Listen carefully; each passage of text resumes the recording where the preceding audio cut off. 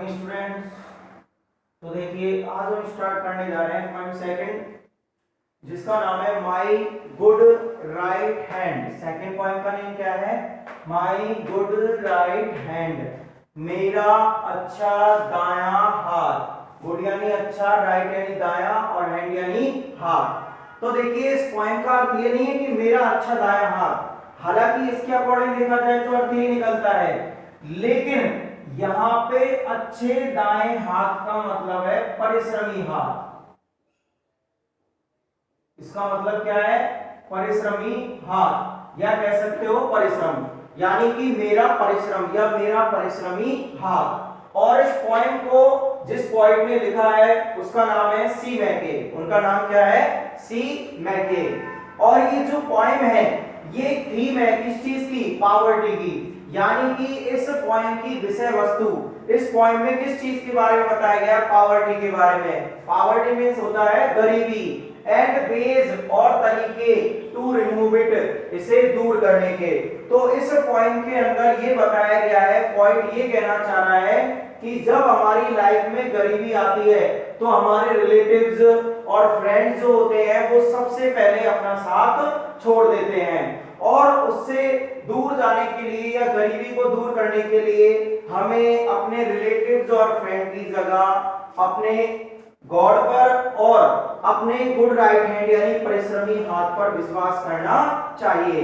ठीक है, तो इस पॉइंट में ये थीम है कि पॉवर्टी और उसको कैसे दूर किया जाए उसके तरीके के बारे में।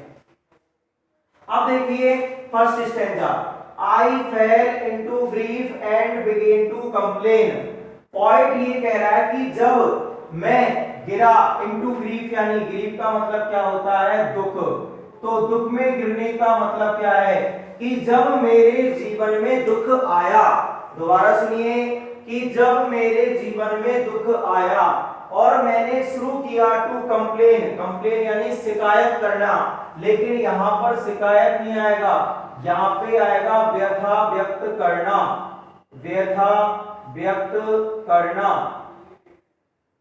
तो जब मेरे जीवन में दुख आया और मैंने इस व्यथा को व्यक्त करना शुरू किया, I looked for a friend, मैंने कौन की तलाश की? लुक फॉर का मतलब होता है तलाश करना, और उस गरीबी के समय में मैंने सहायता के लिए कौन की तलाश की थी?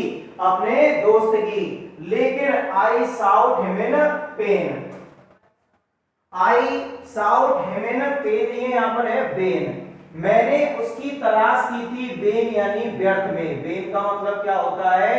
व्यर्थ, और यहां पे साउट का मतलब क्या है? तलाश। तो पॉइंट ये कहना चाह रहा है कि जब मेरे जीवन में दुख आया और मैंने अपनी व्यथा को व्यक्त करना शुरू किया, जब मैंने अपने एक दोस्त की तलाश की इसको दूर करने के लिए, तो मेरी जो तलाश थी वो कैसी रही? व्यर्थ रही। क्यों रही? क्योंकि उसके दोस्त ने उसका कोई भी सहयोग नहीं दिया।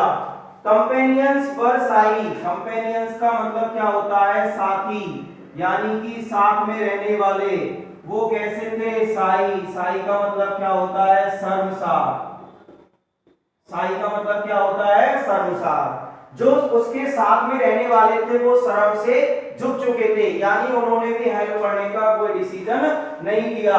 और एक्वांटेंस का मतलब होता है परिचित, और जो जानने पहचानने वाले थे, परिचित थे, वो कैसे थे? कोल्ड। कोल्ड का मतलब यहाँ पे ठंडा नहीं आएगा बल्कि क्या आएगा? शांत। और जो उसके जानने पहचानने वाले थे यानी परिचित थे, वो कैसे थे? शांत थे, यानी किसी ने भी हेल्प करने की कोशिश नहीं की। They give me good counsel, उन्होंने मुझे क्या दी थी?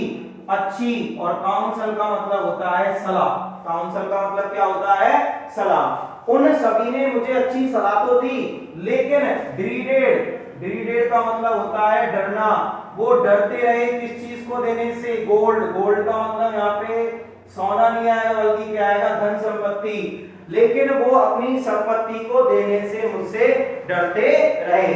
तो दोबारा देखिए, जब मेरे जीवन में दुख आया और मैंने अपनी व्यथा को व्यक्त करना शुरू किया, तो मैंने अपने दोस्त की तलाश की, लेकिन मेरी जो तलाश थी वो कैसी थी? व्यर्थ थी।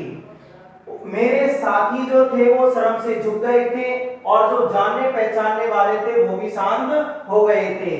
उन सभी ने मुझे अच्छी सलाह तो दी, लेकिन अपनी संपत्ति को देने से वो क्या होते रहे, डरते रहे।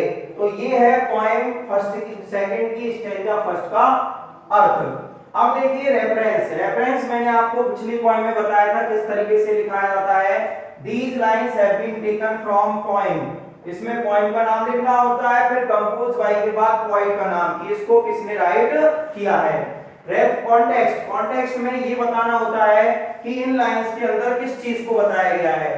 तो इन दीज लाइंस, इन पंक्तियों में द पोएट डिस्क्राइब्स, कवि वर्णन करता है द सिचुएशन ऑफ पॉवर्टी, कौन सी परिस्थिति को, गरीबी की परिस्थिति को, and behaviour of friends and relatives, और कौन के व्यवहार को, मित्र और रिश्तेदारों के व्यवहार को, कि जब गरीबी का समय आता है तो अपने दोस्त और रिश्तेदारों का जो व्यवहार होता है वो कैसा होता है, ये इसमें बताया गया है। ठीक है, तो आप इसका हिंदी अर्थ मुझे सेंड करेंगे। ठीक है, रेफरेंस, कॉन्टेक्स्ट, हिंदी व्याख्या आप मुझे सेंड करेंगे, इंग्लिश एक्सप्लेनेशन आपको मैं सेंड कर दूंगा। अब आ जाते हैं हम किस चीज पर, अब आते हैं हम क्रिटिकल पॉइंट्स पर। किस चीज पर, क्रिटिकल पॉइंट्स पर।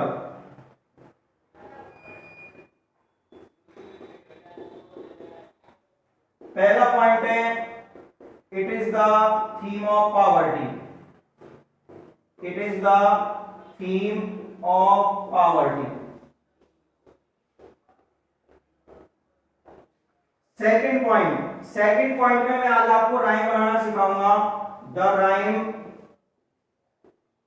ऑफ दीज लाइन्स इज, अब देखिए राइम कैसे बनाई जाती है। तो राइम के लिए ध्यान रखिएगा, हमें जो लाइंस दी गई होती है उनके लास्ट वर्ड से मतलब होता है। कौन से वर्ड से, लास्ट वर्ड से। और राइम के लिए इंग्लिश के स्मॉल लेटर यूज किए जाते हैं, ए बी सी डी, यानी पहले उच्चारण के लिए ए, दूसरे उच्चारण के लिए बी, तीसरे उच्चारण के लिए सी, चौथे उच्चारण के लिए डी।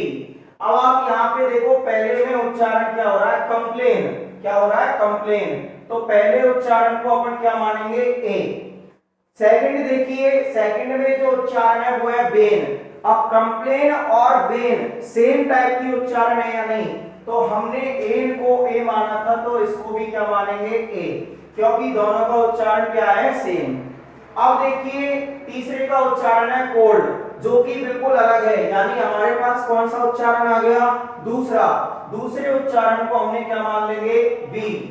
नेक्स्ट देखिए गोल्ड, कोल्ड और गोल्ड का उच्चारण एक जैसा है, तो कोल्ड को जब बी माना है तो इसको भी क्या मान लेंगे, बी। तो इसकी राइम क्या आ जाएगी, ए बी बी। ठीक है, तो राइम बनाने के लिए हमें क्या देखने पड़ते हैं, लाइंस के लास्ट वर्ड जिनके हमें प्रोनाउंसिएशन करने होते हैं। ठीक है, तो ये है पोएम सेकंड की फर्स्ट स्टैंजा। इसकी हिंदी व्याख्या आप मुझे सेंड कीजिएगा।